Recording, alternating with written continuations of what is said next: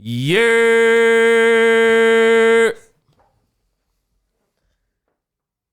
Ready to talk, yeah?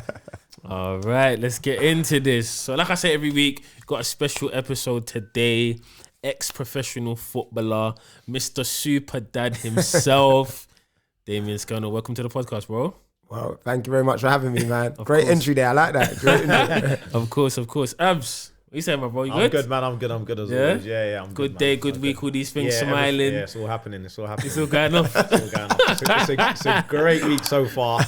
Midweek though, isn't it? We're midweek now. Normally we record on a Sunday. Obviously, you got new settings and these things. It's good, eh? It's all right in there, innit? It's decent, to be fair. It's not bad. So we're no longer at No Stars, guys. We've sorted ourselves out, our personal lives, and this is where you'll see us recording from now on. Before I go any further though, make sure you like, comment, subscribe, all these things. We're trying to, keep growing the podcast, get other people to kind of see our content and keep getting these great stories out there. But hey Mo, how you doing, man? You good? I'm good, thank you very much, man. Yeah. Yeah, I'm good, man. It's the weather's picked up today somewhat. Somewhat, a little down, piece. Yeah, but yeah, I'm good, man. I'm good, thank you very much. Yeah, so what we like to do here is we like to take things back and, just see the mad journey that is your life that's kind of brought you to the point you're at today. So tell us a little bit about yourself. Like, where did you grow up? Okay. I'm a Croydon boy, which is now considered South London. But when I was growing up, it was Surrey, man. People don't like to admit it's South London. I grew up in Croydon. Yeah, man. Didn't really look, man. You said ex-footballer, man. I didn't really start playing football till the later part of my life. Yeah. When you compare it to other boys, started playing football about 12, 13 years of age. Okay. Didn't get picked up until I was about 17, 18 in non-league. Okay. Didn't really, and then made it as a pro when I was 21. Okay. Yeah. That's late, isn't it? Yeah. So we'll get to that. So why did you start only kicking the ball when you was 12 or 13? You know what? I was more into more of a naughty nuisance child. I was more into knockdown ginger. I was like a bit of an Asbo. They weren't Asbos then. Aye, good honesty. Yeah, I was a bit of an Asbo. I was not like, I wouldn't, definitely not like gang related or nothing like that. Yeah. But I was just like, like a nuisance child. And I think I fell into football more because I was like athletic. Okay. And especially back then, man, if you was athletic, you could really be like a key factor in a team. And that was it, man. I didn't really have, to be honest, man, I would say even when I played football, I wasn't as passionate as maybe other boys that played it, man. I love the game, but man, I was more competitive than anything. Yeah. Just before we even move on to that, what about family life? What was that like? Oh yeah, I come from a dysfunctional household, man. Dysfunctional household, yeah. Really shouldn't laugh, man. But my dad's Irish, yeah. Part of his culture, he was a heavy drinker, he was alcoholic. He died from alcoholism, organ failure. And my mum was Jamaican, and she had a drug habit as well. So I grew up in quite a dysfunctional house. I had two brothers, were pretty much my support network. Up until I'd say around the age of 15, my dad kind of handled the alcoholism and parenting. After that, it kind of deteriorated. I think the responsibilities of having to look after us was a big factor. Yeah, of course. Once we became young men, I think he kind of dropped out his own self-care kind of regime. And then, that was pretty much it, man. And that's the nuisance, that's where I was naughty, my dad was kind of lenient. I was allowed out later than other kids, so I took advantage of it, So, was you the oldest, youngest, middle? I was the middle brother, man, but my older brother was actually quite a good role model, So I don't want to say here, and normally you get the middle, the following the older brother's footstep, man. I don't really have that excuse. My older brother was actually a gentleman, didn't really abuse the kind of freedom that we had, but yeah. The younger brother, and to be honest, man, he was good as well, So I don't really. So you're the problem. I'm the problem. I'm trying to use the parenting as maybe the reason for the nuisance. But my younger brother, he got into football early. Okay. He got into football. He got into Palace when he was 8 or 9. What's the age gap, if you don't mind me asking? So 5 years between me and Sean. Sean is 5 years younger than me, and my older brother's 18 months older than me. So we still do have the stronger relationship just naturally. Yeah, of course, yeah. And my younger brother, we're close, but not as close. And plus, he's lived up north for the past 10 years. So, okay. So just in the household, so was it just your dad in the household? Was it mum and dad? Oh, so we grew up with our mum and dad. They split up. And then we lived with our mum for a period, but she had mental health issues and she had a drug habit. So then we got took off of her, went into care for a period, then went to live with my dad. So when all that's happening, are you understanding what's going on? Absolutely not. I'm just abusing it. I'm just abusing it. I'm just thinking it's good times. Yeah, you know? Now you get that. Your mum had mental health issues, but did you actually know that at the time, or was you a little bit like, it is what it is, like whatever's going on, we're going Definitely here. not, man. Yeah. Like, I would be a lie, man. You know when you're in the moment, man, like you try to capitalize on what you can. You're a young kid, man. Yeah. Okay. You know what? I use words like dysfunctional mental health. At the time, I didn't know it was dysfunctional. No, I thought it was normal. Exactly. That's what I mean. Yeah. Yeah, and I would look back and if I did that to my children, I say I'm neglecting them. I didn't know I was. I had 3 meals a day. I had clothes on, so like it wasn't necessarily like. I'm not playing victim here. Do you get my point? Yeah. I'm not playing victim here. I'm saying I was actually enjoying. So, but looking back, man, no way would I wish that upon. My children, man, no chance. No, so did you have like kind of extended family that would maybe step in to help and support and these kind of things? No, you know what? They was like all part of the culture. So my uncle's alcoholic. My uncle on my dad's side, Irish, he's alcoholic, and he was the closest on that. And my uncle on my mum's side, he's a crackhead, So it was all just a bit all over the place looking back. But as I said, living it at the moment, I thought my uncles were cool. They were, like you said, you don't know anything. Yeah, they was always drunk. They was like bigging me up, giving me a little pound here. Man, what? Like, enjoying, but proper dysfunctional to me. So when you started getting into football, was that kind of like an escape for you from these things that are going on at home, or was that more the mischief? Or maybe both.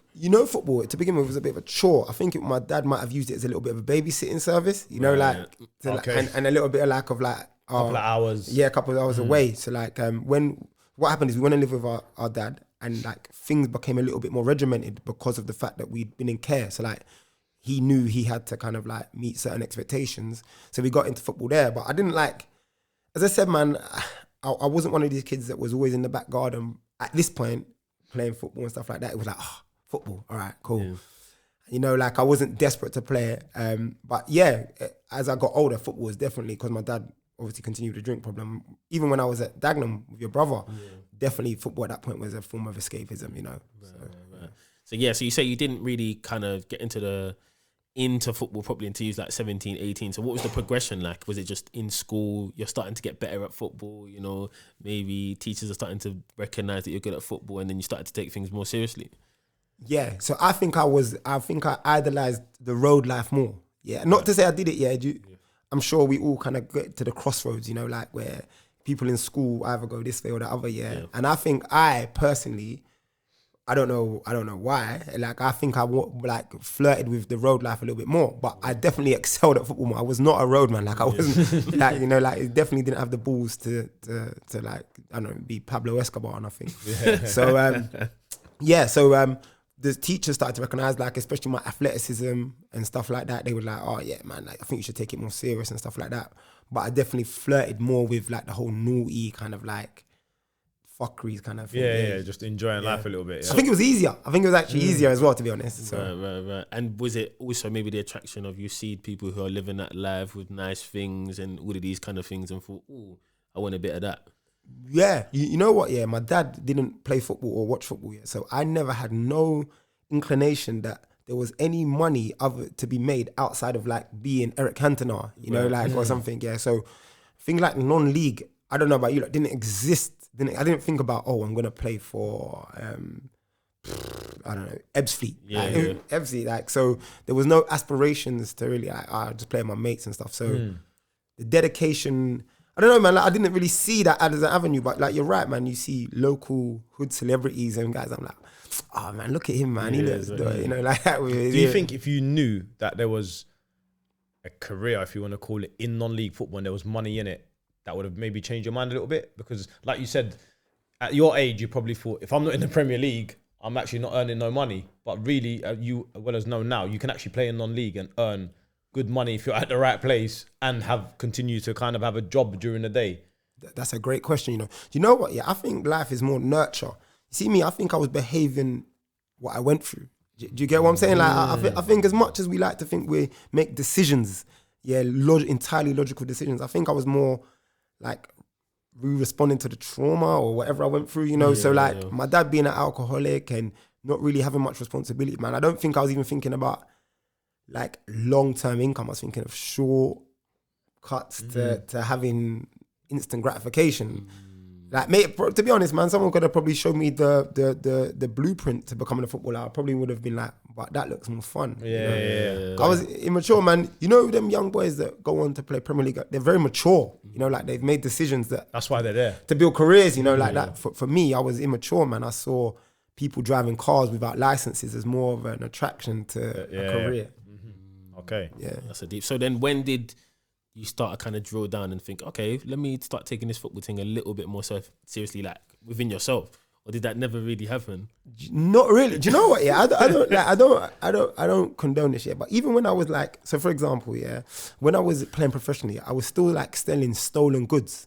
You know, I was still selling stolen goods. Your brother might be able to confirm this. You know, yeah. So like, but what did you buy anything? Probably. Yeah. So when, I don't want to glorify this year, but I think it was a mixture of like not changing my circle, not being mature, somewhat like not wanting to change, but still wanted to develop. I think it was a combination of things because I definitely didn't need the money like that. Yeah.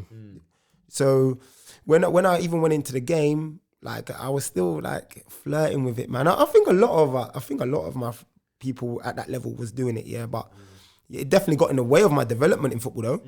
Because I was still like putting a lot of energy into doing stupid things, you know.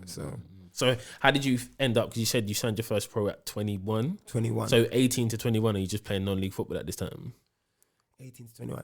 Yeah. So I was at a club called Fisher Athletic. It was like a money club. So the guy looked after me. And then do you want to explain to some people we know what money club means, money club. but the people that are watching, what money club? Money club. So there's like an investor who comes in and attracts like all the players that want a bit of money. So to begin with, when I went there and I was like on like 150 quid a week. But when the investor came in, it was like 350. He got me a flat and stuff like that. So that's when I kind of thought, ooh. Yeah, okay. And this is at non-league level. This is at non-league, man. Yeah. But to be honest, man, I've earned the best part of my money from non-league. Yeah, and this is so what I was trying to get to earlier, that some kids at this age now, like yourself, they see the Premier League, and if I'm not in the Premier League or I'm not close to it, I can't have a career in football. No. Do you know what I mean? Like we know an average wage in the UK is what, £400 or £500 a week. That's like the standard wage, isn't it? £400-500 a week. Yeah. Roughly around that age. Yeah. You can make that easy 3 times, training 3 times a week or twice a week and playing the game on a Saturday from a club, a non-league club. That Fisher Club, when you mention it at that stage, no one knows who that is. If you're from the other side of London, someone says you play for Fisher, what the hell? But you know, I don't care what you think. Yeah. My pockets are getting lined up. Of course. That's what some kids don't understand at that age, that you can play for a local team and get good money. And then if you have your job on top of that, you're flying. Yeah. I've been paid £1,000 a week. When I was at Eastleigh, I was on £1,000 a week. There you go. When I was at Eastleigh, they gave me like a 10 grand signing on fee. For that, you know, so £1,000 a week. Yeah, and what yeah. Is this Conference Premier, Conference South? When I left Dagenham, they signed me in the Conference South for £1,000 a week. And but the money that was back when you were playing. You got to imagine now. Yeah, the lower you go, that's the money's been filtered down. And they paid for my car. They got me a car. Everything. Yeah. So yeah. This is Conference South football. To be honest, man, I think in regards to where the game's gone, I think that's quite like a normal kind of thing. I've heard people, especially like at the money club. Sorry, let me not lie. Like that's not universally not every accepted club in non-league. But if you're a player that is desired of value, people will dip in their pocket. You know. So. £1,000 a week. I'm rattled. You know Conference South. That's not even. So you got National League. It's not full time. Was it full time?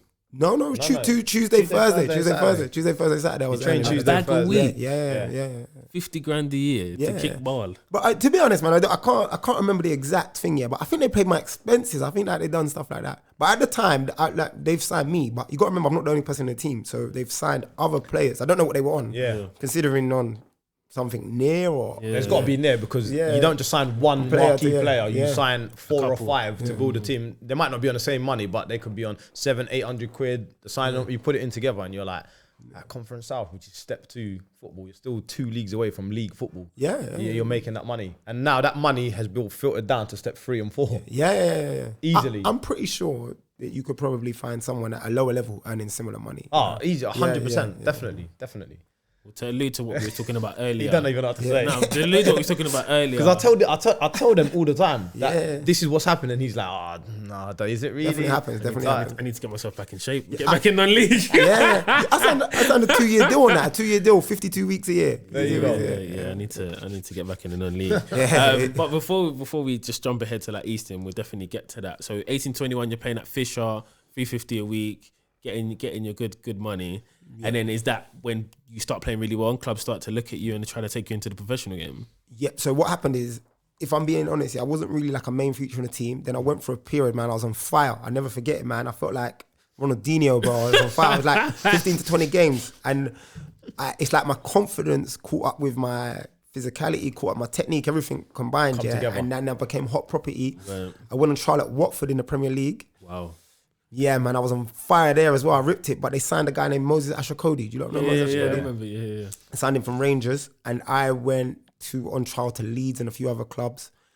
It didn't materialise. Fisher wanted 250 grand for me. It was never going to happen. Yeah. Anyway, I ended up going to Eastleigh. They stayed like 3 months there. Then Southend bought me. Bought me from there. Yeah. Okay. Yeah. And now you're here. You've arrived. You're a professional footballer. So, as someone growing up who wasn't really attracted to being a professional footballer, you're at Fisher, like you're taking it seriously, but you're not taking it too seriously. Now you've signed a professional deal. It's just like, wow, I'm a professional footballer. It's just like, oh, another contract and move on. Do you know, I bought into the status more than the regime, yeah. So this is, I think, probably my biggest downfall, yeah.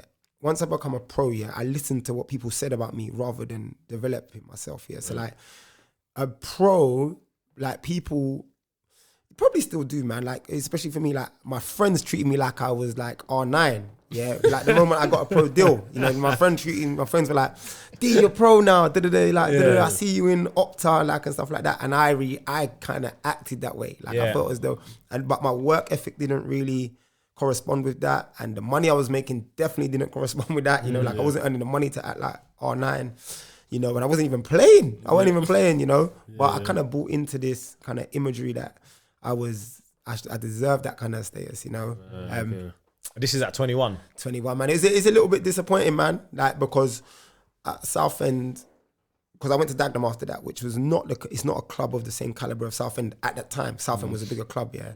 And at Southend, I should have behaved better. I played games. I think I played like 80, 90 games, yeah. I should have done a lot better. The facilities were there to do a lot better, but I didn't behave right. Focused. Enjoyed the nights out, man. Overdid it, spent money that I probably definitely should have. I enjoyed the status more than actually the career outside of it, man. You think a lot of players are buzzing off this? Because we talked about this a couple of weeks ago on one of our podcasts about how much the footballers like really earn, and like Josh Parker, we had him on last week, and he was speaking about how at like 20 or whatever, some of his mates who are working in restaurants and stuff like that are earning more than he is as a footballer. But he's just a footballer, so he's expected to fork out on the nights out and all of these things. You think a lot of players are just living up to the status? Oh man, come on, man. We know. It's that football is just magnified bullshit from general society, man. It's the same as everyone, man. People, them same guys in the restaurant buy shit they shouldn't buy. It's just as footballers, we're given a status, so 90% of us are going to pretend like it's okay. Yeah, it's okay, yeah. And you know what doesn't help? There's actually a fair few that can do it, and they're normally the leaders, yeah. So like in the dressing room, for example, you might get an ex-Prem player or an ex-established player who has the financial capabilities to do that, and he sets the trend. Yeah, and me being the follower, like follow along. I remember one time, this is embarrassing. We done something called card roulette. Yeah. They still do that now. I wasn't capable of doing it, like I wasn't capable of doing it. Did you know what the bill was? Do you know what? Yeah, bro, I didn't even really understand the game, but I was just a yes man. Yeah, I didn't really understand the game. Yeah, and like, where was you at this moment? I think I was at Southend. Yeah, I just remember it was like a Chinese restaurant, and it got to the point everyone put your card on there, yeah, and then they made the waitress. Pick card. How many of you? I can tell you how much the bill was, yeah. I can tell you how much the bill was. It's like, did you know this? 690, yeah. 690. It didn't come up as me, yeah. It didn't come up as me, but I was just thinking, what kind of game is this? What are you lot doing? Like, where are we going with this? Like, what is happening? Like, do we spend money like this? Is that? And everyone's giggling, and I was thinking, if this lands on me, it's peak. This month could be dangerous, But yeah, just as I said to you, like, really, looking back, I should just be like, boys, man, I only spent 40 quid. It's not for me. I'm not playing this game. It's not for me, you know. Yeah. But like you said, man, I wonder how many people on that table was probably thinking, Same thing. And did it land on someone that could? I can't remember. I don't want to lie, man, but I'm gathering, man, that I was probably in the worst financial situation on that table, you know, because I was like someone. But it felt like I was, bro. It felt like I was. But yeah, to be honest, right now, I wouldn't really want to be paying like $6.90 for a Chinese. Like, I'm not even involved in them games. I'm like, I don't even know you that well. Why am I paying your? Man. I got kids in it. Yeah. So Fair enough. but yeah, that's an example of like the kind of environment that football is, man. Like you're going out, you gotta get a table, man. Like I don't even like the nightclub, man. I don't like this nightclub.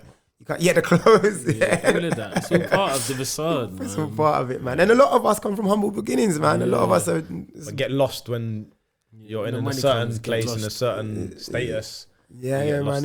It's not easy though, man. It's not easy, man. It's just, as I say, man, it's just the society magnified. Everything's just done a lot bigger and quicker and faster than a lot of the boys out there. So when you're at Fisher and then obviously now at Southend, are you doing things outside of football for money? Are you coaching? Are you, I don't know, other stuff? You doing anything? I'm still doing stuff, man. I was still hanging around the same group of friends that were doing like stupid things. Do you know what I used to do? You remember the electric keys that do the top up the £50? You don't have it. You don't have it in East. East is dead, man. No, that still runs. Yeah. Still I bought the key. Yeah, you know the key. I bought the key to do the electric things. You know, so I'd charge you £25 for £50 electric. Do you not know what I'm talking about? Oh, okay. Yeah. Electric meter. So in South we got electric meter. Used to buy a key. And the key was like, I think it was like 2 bags. Actually, I think I got your brother one. Did I get your brother one? It was like 2 bags, and then what you do is you go to someone's house, you put the electric thing. But I was doing that so I finished football and I go and do that, you know, and stuff like that. But I didn't need to. I was putting effort in. I wasn't really making no money from it. I just do it, you know, like just trying to mix both football and that. Like, so fair enough. Yeah. Hence what I was telling you about. Really, when I should have been staying afterwards and developing myself. Yeah, you couldn't wait to get out of the training ground to go and do this. Yeah, and then hang around with my other friends who, look, these are baller, but he's still trying to be relative, man. Yeah. How long did you end up staying at Southend for? 2 years, and they offered me a new deal, but then I signed for Dagenham. Okay. Oh, you left to go to Dagenham? Yeah, because Southend got relegated and Dagenham got promoted. My old manager Wayne Burnett was at Dagenham. Okay. So I went there with him. And that I actually took a wage cut to go there. Dagenham, at the time, man, I hope it doesn't get, I don't know if you got any Dagenham fans. At the time, Dagenham, man, it was a shoddy place, man. Yeah, it's not. Yeah, never been the greatest, though. I think people are saying it's got better there, man, but like. So did you have John Still as your manager? Yeah, man. When they went to League One. When they got promoted to League One, you came in? League One, yeah, I came in. Okay, when they went to League One. Yeah, so that was like, see, for me, I think that was a bad chess move for me, yeah, because mixed that with my mentality where I wasn't necessarily too professional and the environment, man. It was John Still, man. He's just like a proper old school guy, man. He's a good guy, man, but the methods and if you don't know yourself as a player, you can't play for John Still. And by the sounds of it, you knew what kind of player you were, but you weren't actually focused. And with John Still, as you know, if you ain't focused and you're coming and giving 100% to the club, you'll get found out in a way, if that makes sense. I made a bad mistake going there, man, because even the style of football was cack, bro. It was. So what made you go there then? Did you not know nothing about the club? Did you not? It was Dagenham. It was South. I could travel from South to Dagenham. Okay, yeah. Wayne Burnett. I had spoke to Wayne Burnett in there, and there was another guy, Gavin Tomlin, going there. So like, I didn't do much research yet, but it was like there was a few variables that I thought, yeah, man, I could. Why not? Why not? You know? Do you feel like they sold you a dream? Like the people that like Gavin Tomlin or Wayne Burnett, do you feel like they told you good things and then you went there and thought, what the hell? Yeah. It was more naivety. You know, it was more naivety. Or were they honest with you and said, look, this is what happens down there, but we want you? That is naivety. You know why? Because I just assumed professional clubs. Oh, okay. Everyone professional runs the same. clubs, yeah. Because Southend was good, man. I cannot take that away from Southend. Southend was a professional outfit. But that was just different, man. I think you wash your own training kit. Yeah. I think you wash your own training kit. No, I don't want to sound too bougie, but the difference here, I think you wash your own training kit. The food was dead. The food was there, dog. Man, I don't Training want to ground, go training ground. too much in because Do you want to tell them about the training ground? oh the fuck it. It was a nightmare, man. It was a nightmare. What's this main base? It's mad. You know why? Because as a footballer, if you're not enjoying, if you're not playing, if you're not in the team, yeah, training, man, should be like your outlet and stuff like that. But we done one drill one time, yeah. And bro, I couldn't believe it. You had to roll the ball down the line, yeah. You set the game up, yeah, to roll the ball down the line, yeah. Wait, what do you mean by roll the ball down the line? Listen, you go from you keeper plays it out. This is pattern of play. Yeah. Keeper plays it out to the centre back. The centre back plays it to right back, and the right back practices rolling the ball straight down the line. Wait, like on the ground, like whipping it in the Rolls channel. the ball straight down the line. Rolls the ball straight down the line. To who?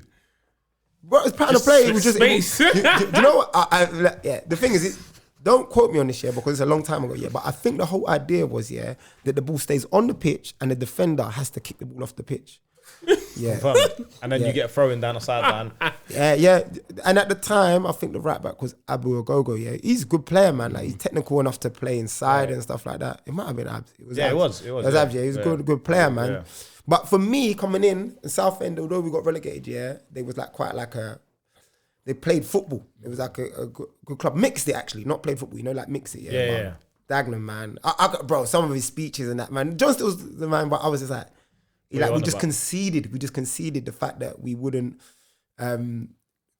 pass. You know, I'll give you an example, man. He will come in on Monday and be like, we had the most entries into the 18-yard box in the whole of England. In the whole of England. In the whole of England, yeah. But we lost or something like that. And I'll be like, but we literally would cross it. We had a guy, yeah, unbelievable right foot, Danny Green. Oh, yeah.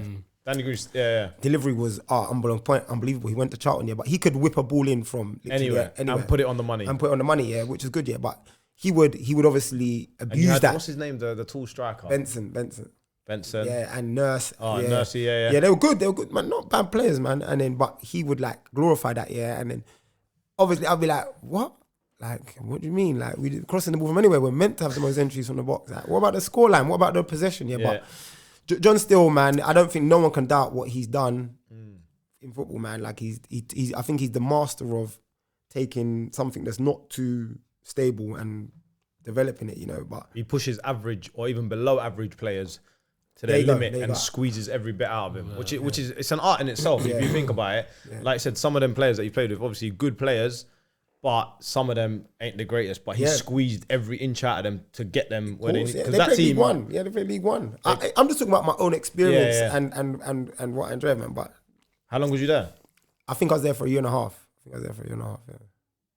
And then I left, man. I went to non-league, man. They destroyed me mentally, man. It was tough there, man. It was tough because, as I said, like getting at Southend, yeah, there was so much more enjoyable factors other than if you didn't play, you know, like that. Like even the experience of going to training was good, yeah. Dagenham, man, it was zapping the soul out of my life, you know. I know firsthand from Connor's experience there that place.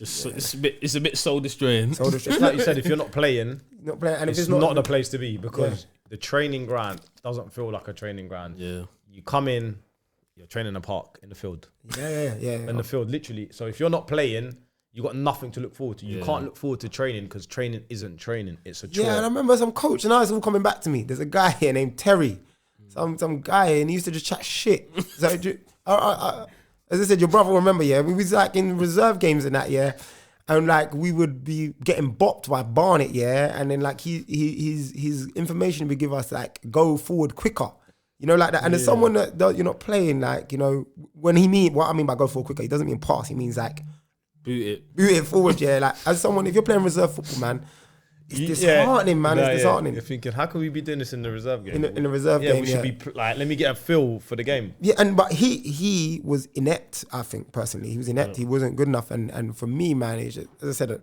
just disheartening. So I left there, and I just conceded that my professional career was over. I went to Eastleigh for some money, you know. Yeah, okay. So literally, that was your mindset. You think, I'm done with professional football. I'm just gonna go and do this non-league thing. 100%, man. That was it, man. I think I was like 27, 28. I was already put in place that I would work full part-time or full-time job and play football part-time. So. Okay. So did someone advise you about maybe that's the best decision for you to make? Because I feel like a lot of players floating around that level might be thinking, I'll just jump into non-league and do part-time football and maybe that part-time work. Similar to that conversations we've had about your decision when you was at Barnet.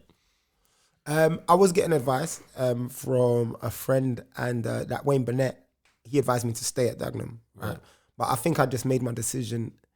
I felt like especially knowing the money that I was going to be on at Eastleigh and the potentiality behind me getting some work as well. I thought, let me cake in a little bit of money.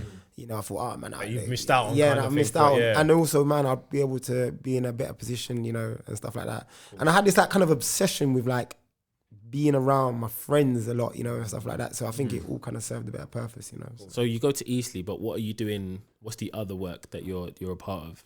I had a stinker. I did I've done a Corin. Do you know Corin? Delivering parcels. Oh, okay, like delivering DHL, etc. That there's kind a of job. company called Yodel. Okay, I remember Yodel. Yodel. I was running now, I think. Yeah, I wasn't built for it, man. I wasn't built for it. I didn't have the techers for it. So, I thought it was just going to be like parcel delivery and stuff like that. But I think what had happened, especially at that stage of my life, I'd become a little bit bougie with the money that I'd made from football. Yeah. You know, like, and I was thinking, I'll get to play football for 2 or 3 times a week and get this amount.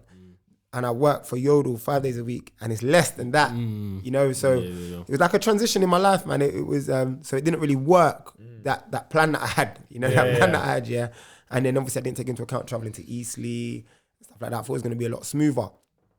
So I ended up doing that for a bit, and then actually just playing for Eastleigh, you know, and having a lot of spare time. Okay. So why didn't going into Yodel work for you?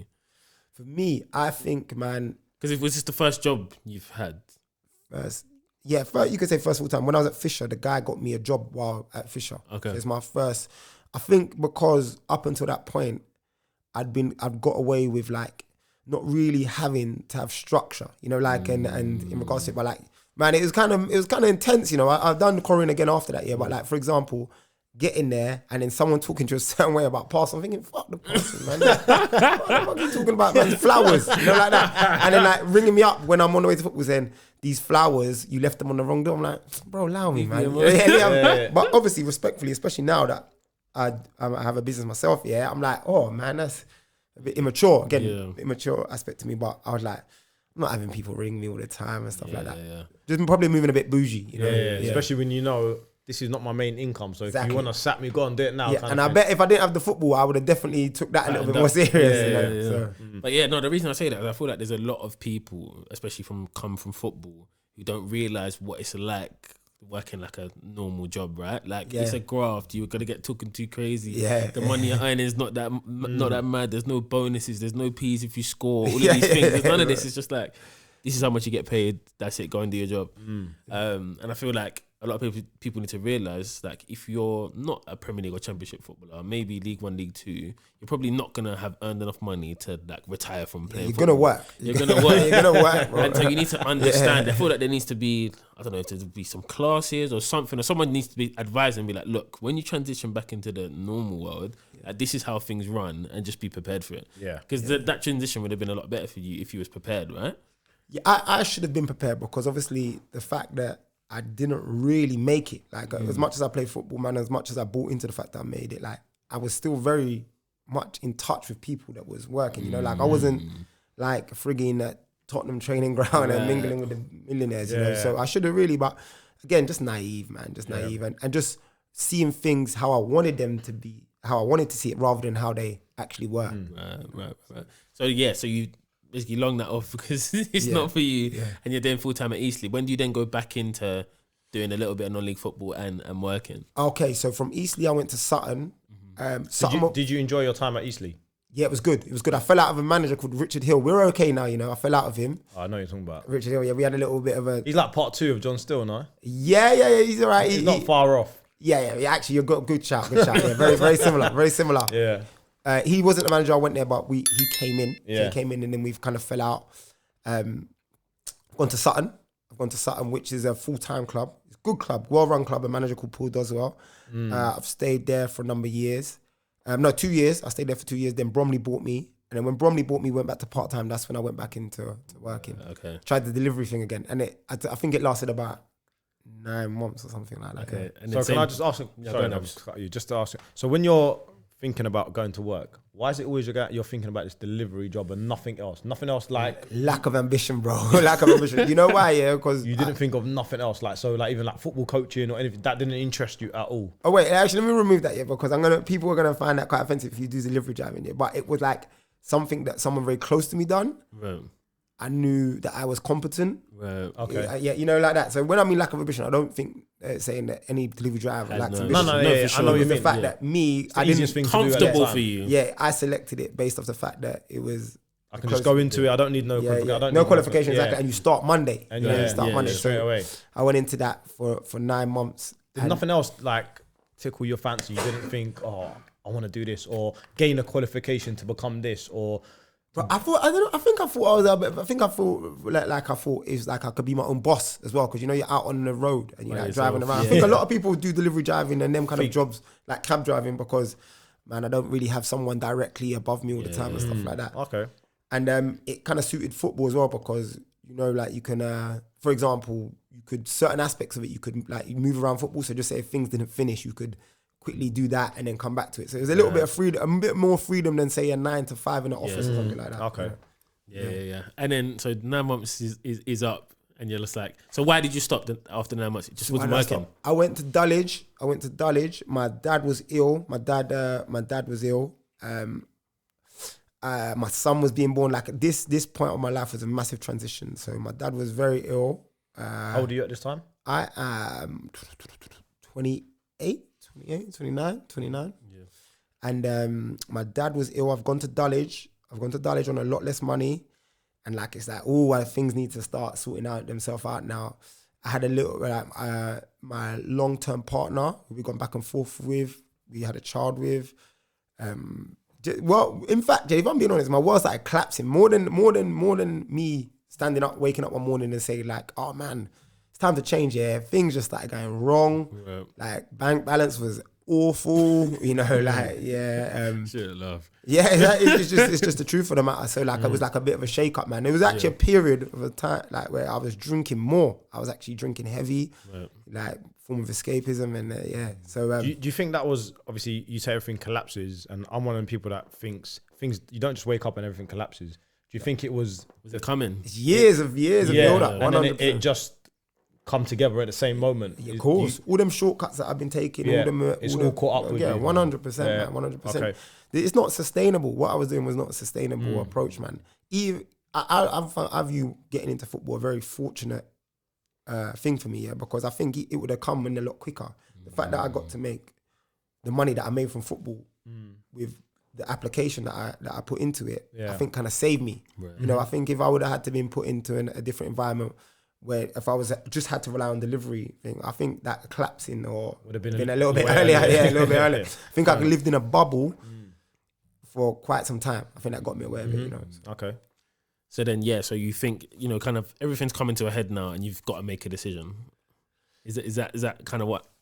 Yeah, do you know what actually happened? Yeah, it's a shit story, but what happened when my dad was ill, the one day I've got drunk and I've had an argument with my brothers, and we've actually got physical, and that's the first time in our lives, other than being kids. Yeah. Yeah, and it was like a what the fuck moment, you know? And then I got like a bit of like a dad lecture from my older brother, and my missus, you know when your missus lectures you, and then when my missus was lecturing me, like my kid was like right there, you know, like, so like I think that was probably, if there is a turning point, that was probably like quite a big turning point, that particular point. So, no, go on. Now I was gonna say, I don't want no one to think that I'm here saying like, I just stood up one day and said, it's time to be a man. Like, it wasn't. If anything, it was the complete opposite. Yeah. So what's your mindset now, Case? So that's the kind of dust is cleared, right? When you have that evening where you've just done something stupid, like you know you've done something stupid, you go to bed, you wake up now. What's the mindset at this point? Ooh. Like, what are you thinking? And what did you end up doing? First and foremost, it was more stop than do. So like, even though it's the same thing, stopping being in certain environments, reduce like alcohol intake, man, like friendships, man. I had to look at friendships that I'd had for 10, 15 years that was not effective, you know, like the immaturity, I had to cut it out, man. And Yeah, I just had to stop a lot, man. Like I think I was living like a teenager in my late 20s, you know. So I had to stop a lot of stuff, and then also I started looking at. I got qualified as a PT. Okay. Got qualified as a PT. I think that was actually the point where I realized that football was more of like a paid for passion project. Like it wasn't the next contract. I knew before that I was kind of hanging on that maybe I'll get another deal for 750. But now I knew it was just going to be keep going down. So it was the realization that was going to come to an end pretty shortly. And you know what? To be honest, man, like I had to take my family a lot serious, man. I didn't, you know, like your loved ones, like my brothers and that. I don't think I was appreciating them. I think I was using them somewhat, and my partner. So I think all of them things. It wasn't necessarily like, oh, then I started a business. Like that. It definitely wasn't that. So why PT? Like why get qualified as a personal trainer? It's a fun one. My missus does athletics. Okay. Obviously, I played football. We both said, oh, you know what? Let's try and do it as a course. And my actual intentions was to go into a gym. So we both saw it as a common ground. We both thought we could do something together. Get something together, and it was kind of like went in tune with where we was going, you know. So, nice. So you both qualified together. Both qualified together. We both went on the same course, man. Oh, that's amazing. That's proper sick. So you become qualified now. So what's the next step? Trying to get yourself into a gym to like. So while I was qualifying, I had some cash available, and there was a local youth club. I turned the garage into a gym. So over like a 3-4 month period, I like put the concrete in right from the base, man, right from the bottom, and we got some equipment in there. So my plan was, while I was still making some income from football, was to build a business. I say business. I was to build a client base whilst in that facility. Yeah. Okay. Yeah. And so you're starting from ground zero. Yeah. So like you got this cash, you want to kind of convert this thing. Is anyone advising you? Are you kind of just learning as you go? Yeah, I was getting like friendly advice and stuff like that, and I was getting in regards to actually the setup, man. I had like a guy that was mentoring me at the time, an old school teacher, who was like saying to me, "Oh, Damon, man, I don't think you need to spend that much, or I think you should this and stuff like that." So there wasn't no business mentor or nothing like that, man. It was all a bit of a winging it, you know. A lot of passion involved. So how did you build up your client base to start with? Bro, man, just freestyling, man. You know, I look back and I think, how the fuck did I even get anywhere? You know, to like we done leaflets, bro. You know the worst thing, man. I was taking advice from everybody. You know, when you're so hungry, not to failure. I was like, someone said, do leaflets. Someone said, put on 3 sessions. Someone said, go to your local men's group. You know, like that. You know, men in the community and stuff like that. So I pretty much did everything. You know, a combination of it, and it wasn't that successful. I think I got like 1 or 2 people, and then word of mouth done a massive thing, man, because I think people saw my energy and my passion to develop something there. So were you and your missus doing this together, or are you obviously did the course together, but are you training together, like trying to get individual clients? It was, you know, it was we had a kid at the time, so she was a bit more limited than me. Right. So yeah, we started like she would come in and do like a women's session. Right. Like in the morning, then go home, and then I would stay there and do my 1-to-1s. And it's crazy, bro, because we didn't have a toilet. We had to use a toilet in the youth club, you know, like that. So when people came in, I kind of had to make them buy into my energy rather than the facility. So I could only really develop my area. So when people got in, they're going into a youth club toilet. There's no showers and that. So I look back and think, man, I don't know how it developed, you know. So everything has to start from somewhere. So let's fast forward obviously to now. This is what you do, kind of. You still got that same. Still got the same facility. I don't use it. I'm entirely online now, so I don't use it, man. We had 2 facilities. One's a government site or council site, so we can't use it at the moment. But we still got it, but I don't use it. I'm entirely online. Oh, okay. Yeah. So did that transition happen because of COVID? I take it. We was transitioning anyway. I got myself a business mentor. Let me shout him out. Some guy, Wade Dana, man. He's unbelievable. Yeah. I trained him, and then he became my business mentor about 2 years ago, just before COVID. He was transitioning us to online. Okay. Then COVID happened, man. Yeah. And to be honest, man, people are gonna hate me for this. It's the best thing to ever happen to me. To you, as a business. Just before you go, just talking about your mentor, what made you get the mentor, or how did it work out? Did you feel you needed one? Did he how did that conversation come about? Good question, man. And I think this would be a good question for a lot of people, because it seems like the internet has made mentors a lot more accessible now. I think a lot of people are offering that service, but I had mentors previously to him and people that I paid for. But you see him, what stood out for him when we had conversation was his ethics, his morals and stuff like that was so aligned to mine, man. It was unbelievable. Was that built through while you're training him having that conversation? Yeah, man. Yeah. He honestly, man, the relationship, because I had someone previously, yeah, man, and they were a cornball, man. They were a cornball. You know, like they was asking me things to do that stood outside my ethical range and stuff like that. And I'd flirt with it, and that's one of the worst things you can ever do, man. Yeah. Flirt with your ethics and your morals and your behaviors for a pound note. You know. So you see when you're training, what was his name again? Wayne. So you're training Wayne. So he comes in. So you don't know nothing. Do you know about his background? Nah, bro. The guy's a millionaire. Yeah. So I swear to you, the guy's a millionaire. Yeah.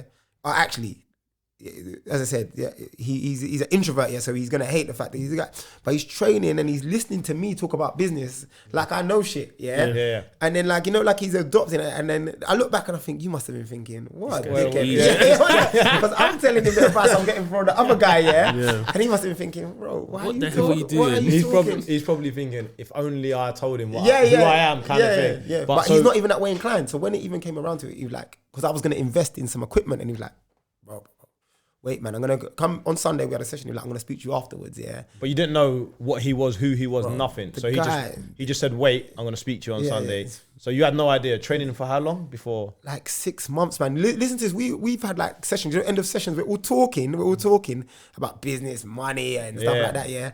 And he's just like, yeah, like, and then he's off. He's driving off, man. At the time, he was driving like an Audi something. So no one didn't, just a normal guy, yeah. And then like, bro, I was and then when looking back, I was cringing. I was like, bro, what the fuck? Yeah, what the fuck? Sunday comes. Sunday comes now, so he's like, listen, man, first and foremost, he goes, how much you value yourself, yeah?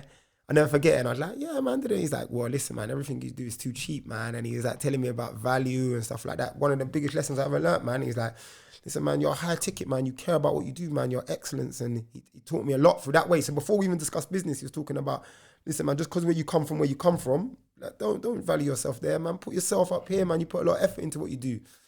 Man, he won me over, you know. Like, can I just say something? So when he's telling you this, you still don't know who this guy is. Are you thinking? Do you know what he said to me? He goes, man, he asked me how much I earn, man.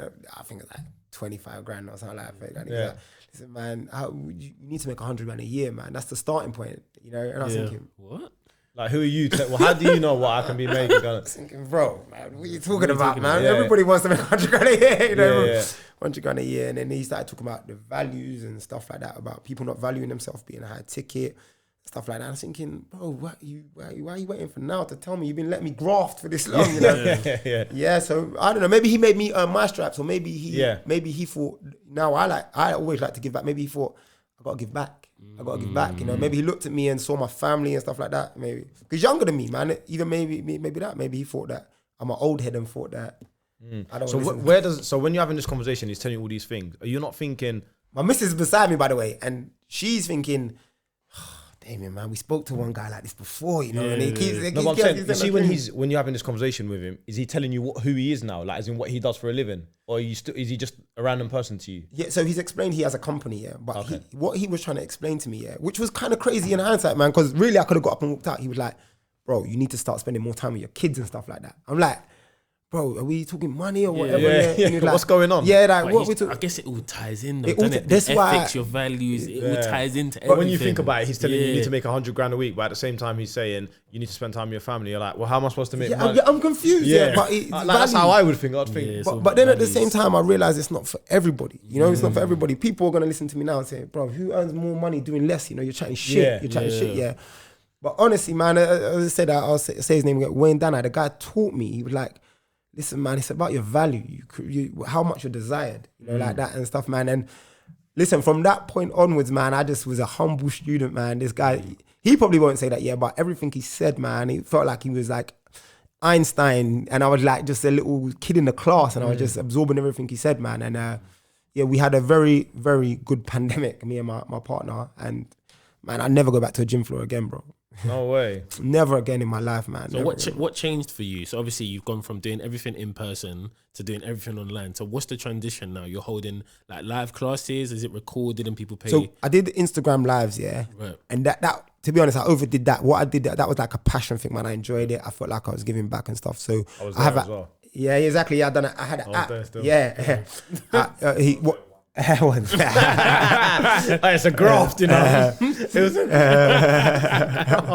wasn't easy. Yeah, but I think that was something for myself because I didn't have access to a gym. You get what I'm saying? So I think I was giving back and I was enjoying the engagement. But I have like an app and I started coaching online. So even the Zooms, yeah. So when he told me I was going online, yeah, I was thinking I'm gonna do like what would you're in front of a laptop and stuff like that. And I did do it, yeah. But he was like, bro, stop selling your time.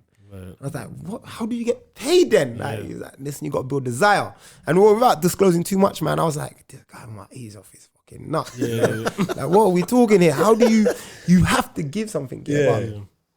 Throughout time, yes, we still worked hard, but over time, I realized that, man, when you're valued, when you're someone of value, people pay for that value. People pay for you to talk. People, exactly. 100%. Are you, so now you're getting a bit of success, your life's settling, you're making what you need to make or what you feel you deserve, you're making. And no, I'm not making that yet. I'm not no. That's what I said. You feel like you're making what you're comfortable, what you're happy with, because now you're thinking, okay, things are going smooth. Me and my missus are doing things. Life is going good. Bank account's looking good. He's with you on the journey as your mentor. Man. He's a friend now. He's a friend for life, man. I got man. So now you're getting this success. You're at a good place. Are you keeping him or you think I don't need him no more? Never. He's in it. He's in it. I wouldn't let him go nowhere. So let me just say something, make it very clear. When I'm talking about success here, the biggest success I've had throughout the pandemic is the time that I'm allowed to share with my family. Mm-hmm. Right. So when we're talking about my bank account, my bank account could have potentially look not much different from what it did before. It's the fact that I now see that I'm chasing the best fruit at the top of the tree rather than the low bearing fruit that everyone else chases. Do you get my point? So when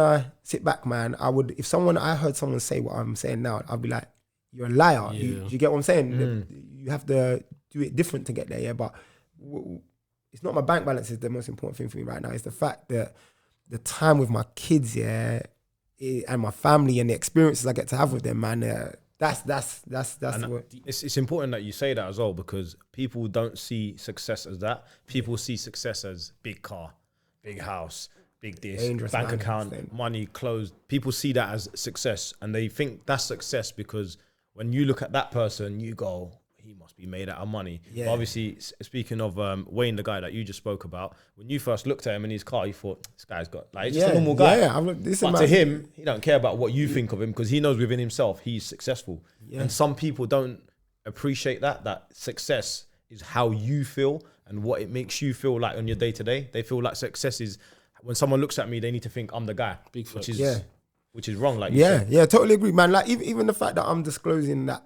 I don't even know if he's a millionaire. I'm just saying how he carries himself. You know how he manages his time. He gets to travel. I'm gathering he's well off, man. I think that's success in it for the vast majority of us, man. I think we buy into this other shit. Yeah, there's other shit, man. Or we're led to believe that other people will think that we're successful if we have them other things.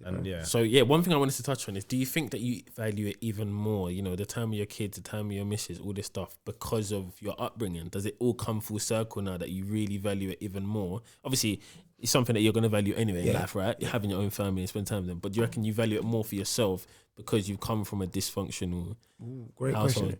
Yeah, it's a tough question, man. It really, I wouldn't be in a place to say it because it would make me not seem grateful, But I would definitely say that coming from my background, man, and knowing how important that a safe place for kids to grow up in, man. I think, man, and even like, man, I don't know, man. I feel like reading my child's book at night, man. Before I couldn't do that, because I was on the gym floor, Man, like, to be honest, I don't think I knew my kids before, before the pandemic. I think I was spending so much time chasing money. I don't think I actually knew my boys, like that. So, yeah.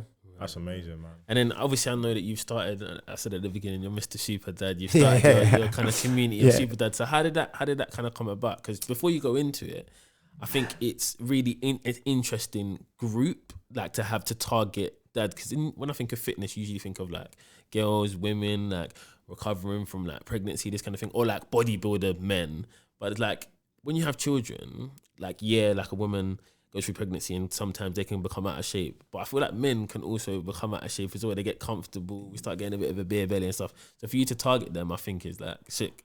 Yeah, good. That's a good question. You know what, man? I think like the bar of expectations in society is on a decline, man. I think as men as well. I think even like, without being too politically incorrect, yeah, I think like as men, like we're kind of losing ourselves a little bit, man. You know, yeah. So in regards to like people who say like if you do something competitive is toxic masculinity. I don't even know what the fuck that means, yeah. But I was just about to ask you, what does that mean? I was going to say, what does that mean? I don't even just saying words. Yeah, and the thing is, man, these words, man, it's like everybody has their own kind of definition of these words. So you can offend someone by saying that, yeah. But my whole thing is that as men, we've become a little bit lost. We chase status, and there's no real people view the only real thing they see self-development is like financially. So like, all right, okay, man, I've got a better job, man, I'm doing better, yeah. But if that's at the cost of your health, man, or the relationship with your family, man, or whatever, man, are you doing better? Is it self-development? Is it many questions to be asked? So when I targeted dads, man, I looked at myself as a dad. How could I impact people? How could I help people? How could I help them create balance? It's not all about fitness. So yeah, I think, man, dads need it as much as women, man. Like, it's disappointing to see, man. Fuck that, man. I ain't going into the playground and being a fat dad. You know? Fuck it, man. Like, what's wrong with saying I'm gonna have a bit of pride, not just in my job or my car or my dressing, in my looks, man. Okay, innit? So how? Because I feel like, and maybe this is just my perception, but a lot of guys don't get personal trainers. I feel like there's a bit of barrier. We'd rather want to. So like, I know a few personal trainers, like my friends and stuff, and I'd rather train with them than them be my coach, if that makes sense. And maybe that is a bit of, like you say, toxic masculinity. Maybe it is a bit of that. You need to fix up. No, wait, maybe it's a bit of that. I don't want you to train, man. You're not allowed to train, man. And you're another man. You're telling me how to live. How you telling me how to live? You're on top of me. Yeah, you can't. What? Especially in a thing like lifting, right? This person can lift better than I can, you know? Yeah. So like, how was it dealing with that dynamic of, you know, having to tell people, were people cold a little bit at first, or?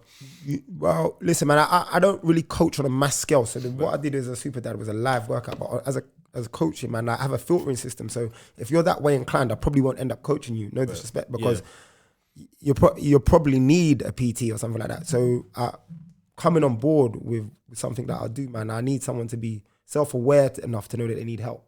Yeah. You know? That's the first step. Yeah, that's the hardest thing, man, because other than that, man, you probably need a psychiatrist or a therapist. I don't know, bro.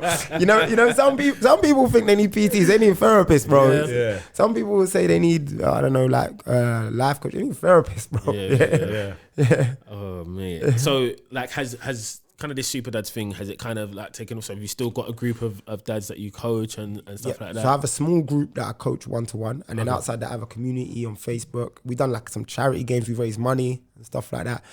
Yeah, but the general consensus is, man, that I'm just trying to raise the bar again, man. Like, listen, man, take care of yourself, man. Look after yourself.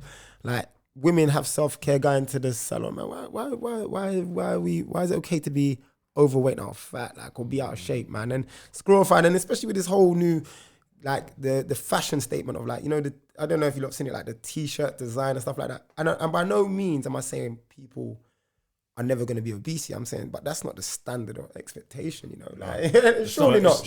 Your health is at risk. Your health is at risk. Yeah, so that's the underlying factor. So as much as you may admire someone who's showing off their overweight, man, they've got cardiovascular disease.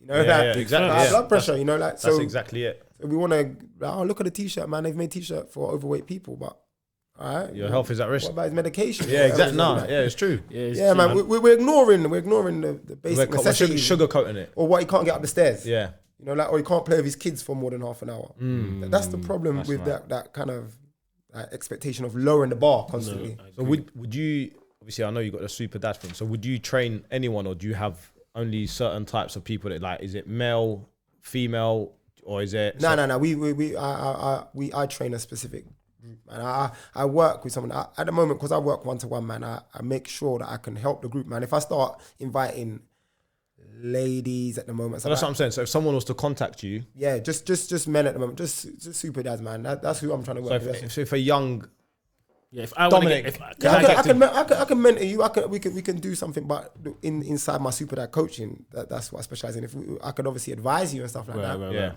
Okay. Does it make sense, man? So if someone contacted you and said, I want you to train me to get me fit, or help me lose weight. Well, man, I know I got a friend that can help you. It's not me though. Okay, Yeah. I got you. That's my point. So people of a certain age can't contact you and have you. You can forward them to the right place. Look, I've got an age requirement, but I think it's more to do with your goals, man. I think it's more if you're looking to get fit for football or stuff like that, man. I don't think I'm the best person for you. That's just me being honest. I think I could probably take your money. Can you describe what kind of person would profile? be able, profile would be able to contact you? So on the back of this, for yourself, people, we don't want to just, you might get a few people hitting you up and you're thinking, why are you contacting me? Yeah. But you know what I mean? You might not. So we're definitely looking at someone that's approaching middle age or in middle age that's struggling with their health, maybe time management, incapable of certain movements and stuff like that kind of area. So you're looking just like basic, someone who's not really. Well, they might be, but they might just be struggling now. They might have had experience and stuff like that, but that's someone that you can support. Yeah. Okay. So how did the people get in touch with you if they want to? Best thing is just Instagram, Superdad Damo, man. Go on there, man. Go in there, just drop you a DM and drop me a DM, man, and I'll send you an application. I'll say in that. So how does it work? So they contact you, send an application, and then you'll vet the people based on how they fill this out. Is that because I do one-to-one coaching? So. Look, man, if it was a PDF format, I'd just send it out. But because you get to deal with me daily, man, I have to make sure that person is going to get the best benefits from me, and also I can work with that person. It might be a prick, man. No, you need to know. Have you had that experience? Nah, man. Well, it's hard, man. It's hard. No matter how much you vet or how much you want to try your best, but obviously you bring people on board, man, and they don't buy into what you want to do. They just want instant results, man, and you've pretty much figured out they're the hardest people to work with. Yeah. Definitely. Just the main thing that stood out for me is about you talking about the mentor, having a mentor and getting someone to kind of guide you. How let's say if I wanted a mentor now, what is the best way to go and find a mentor, or do you need to find a certain mentor that's capable of helping you, depending on what kind of person you are or what kind of job you have? Does that make sense? Another great question. I think that's one thing the internet has allowed us to bring people together closer. One thing I would say before that, man, always look for specialized advice, man. Don't go. The internet is just full of people also just giving advice and they ain't never done fuck all, man. With zero experience, man. In it, people will tell you how to lose weight and they've never helped no one, or tell you how to make money. Never. So you probably want to go and look for like a group of people or someone who's previously been in your situation, and you want to source how they solve their problem, man. Okay. And I don't think you're too far away from it. Be a little bit patient. I think someone will eventually point you in the right direction. But just don't sell yourself short, man. I think that's the problem, especially coming from underprivileged backgrounds, man. We always sell ourselves short. We just take advice from people because they have money. And even though that might sound a bit of a hater comment, man, just because you have money doesn't mean you fit the bill for what I need. You got ethics, right? You got morals. You got standards, man. Yeah, of course. Some people have acquired that money through things you wouldn't do. Have you ever thought of doing something like that, mentoring? I mentor some non-league boys at the moment, man. But you see, when that financial place that you said that I'm gonna I'm at, that you think of what I was at, when I get there, man, I would love to give all my time to people who came from similar. These non-league boys. Are they boys that you've known? Or it's a little bit easier. They've reached out to you, or you've reached out to them? Reached out to them. They've reached out to you just through knowing you through the circle of football and saying, look, Damon, I need a bit of support mentally or whatever it is. And they've come to you. But I'm saying, if it was looking for the future, would it be a service that you're willing to kind of look into if people wanted you to mentor them, and it could be something like that? Yeah, 100%. I would love to get to a point where I could wholeheartedly commit to helping boys that have been through a similar experience to myself. I don't know, maybe as a service, I don't know if I'd be any good at that. As I said, I don't like to ever say that I'm, like, for example, I don't want to give out financial advice. I don't have a fucking clue, like that. So let me develop on that. So the people that I help at the moment have the understanding of the knowledge I have. Yeah. So I'm never trying to sell them anything. No. Exactly. You get what I'm saying? If I got to the point where I felt competent to sell a service, and I think it would be value for money. Yeah. Maybe, but I think there should be a service like that. I think you both agree. I think people 100%. And I'm only saying that because I think there's a lot of people in non-league, as you would know, that need people like yourselves to kind of reach out to and kind of help them, support them through, because non-league ain't easy. You know that. You're flirting with, you can get to the top or in a minute you're going to be on the floor with no money and nothing. You're literally in the middle. And if you break down mentally in the middle, you could be on the floor, like you said, and you're with nothing at the age of like 26, 27, 28, which is an important time in football. Or if you get your head down, you go right, you can go to the top. And I think someone. And I truly believe there's non-league boys out there that need people like yourself that have been through that experience firsthand. Not most of the mentors I believe in non-league that the boys that have are coaches. And don't get me wrong, like coaches mean well, but some of them haven't been through the experiences that we go through as players in the backgrounds that we come from. We come from the ends, do you know what I mean? Whether it's north, south, east, we come from the ends where it's tough. You can't relate to a coach that hasn't been there. Obviously, they can mentor you through players they've seen and how they've dealt with it, but they can't tell you how you need the life element to it. Exactly. Not the entirely football aspect to it, man. Someone that's gone through it. And I truly believe we need more people like yourself. Obviously, like you said, you're not ready now, but there's so many boys and players out there that if they get that support, could be the difference between making it or not making it. And some of them don't make it because they don't have the edge mentally. Non-leagues, I think it's more mental than physical than anything, and then talent. The talent's there, we know that. But some of them don't have the mental capacity to push themselves to get to that next level. Yeah, you know what, man? I entirely agree with you, man. It's I think when we talk about non-league football, man, I think they all the financial availability they have, they spend it on players. Maybe even clubs maybe should invest with something like that. But it's just one idea, you know what I mean? Exactly. Just one idea. You need someone to give back, man, and until people in the financial space to do it or time to do it. Yeah, exactly. Yeah, because I think, like you were saying earlier, where you say that kind of people from our sort of background, we usually sell ourselves short. And I think the reason we do that is because we don't have the information. But the information is there in forms of people like yourself who are a little bit more senior or whatever, who have been through certain things, who might be able to give that knowledge, but maybe they don't have the time. So how do we connect these two so that we can pass down this knowledge and we can stop making like the same kind of mistakes? Every generation of non-league footballers might be making the same mistakes. Or just generally in life, people are making the same mistakes. But the knowledge is there, but it's just there for someone who's 10 years your senior. And how do we connect the two? I think we are starting to see like an evolution of people that come from our backgrounds that look like us starting to get on platforms. And I think it's important also, it's not just entertainers, man. I think it's also important that it's your everyday guy, you know, like that. Because sometimes from the entertainment aspect, man, like Stormzy's the one in a whatever, or I don't know, Zaha's and that. We also have to have a very real relative. So like, I think we are getting to the stage where we're starting to see people like ourselves find a platform and be a little bit more accessible, man. We just got to be a little bit more patient. Remember the generations before us, man. They like, some of them they just come over, you know, like that. You know, like my parents, like my mum from Jamaica, my dad from Ireland. So I think we got to be a little bit more patient. But at the same time, man, sometimes we get money and we fuck it up. You know, like that. We don't give back. For me, it's big. I'm big on giving back. You know, so. And just like we, obviously, the podcast, we had a conversation when we, you know, kind of put this together. And one of the reasons is exactly what you said. People see success, the millionaires. And part of this podcast, detailed on Mike, is people like yourself. Our values, I would see you as a successful person. But I can guarantee you other people look at you and think, he ain't successful, he's just another working man. Yeah. But you go through your background, what you've had to come through and come up against, and what you've gone through and where you are today. In my eyes, you are successful. You're to someone else, they look at you and go, he ain't no Stormzy, he don't drive a big car, he don't drive this, he don't do that. Yeah, but you got to live your truth though. You see life here, you got to live your truth.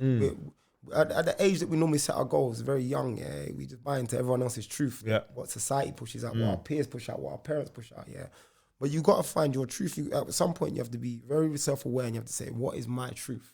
100%. What is my truth? It could be religion. I don't know, man. It could be, I don't know, it could be some kind of business. It could be family. You have to find your truth and your balance, man, because sometimes your success might not look nothing like mine, man, but it seems as though we're all chasing this one idea of house owner, car owner, one holiday a year. If you ain't got that, you ain't successful. You ain't gone on holiday, you ain't done this, you ain't successful. It's a failed model though, man. Like you can see it's a failed model. Why is mental health through the roof then? If that's, you know, like, I don't know, man. No, it's facts. But yeah, literally, just before we wrap up, like, what's next? What's next for you? What's next? What's next, man, is in the business sense, man, I want to grow my super dad community. So not the business arm of it, the super dad community. I want to grow that. I want the charity arm to grow. So what does that look like? We played the football game. I want that to happen, man. I want to involve like a football arm to the super dad community. In terms of my family, man, I need to make my children travel more. Okay. You know why? I think a child or a human that experiences culture, understands like more, has a better perception, you know? You can never take that away from them as well. Yeah, so I want my children to travel a lot. And as myself and self-development, man, I'm educating, man, constantly educating myself, trial and error, man.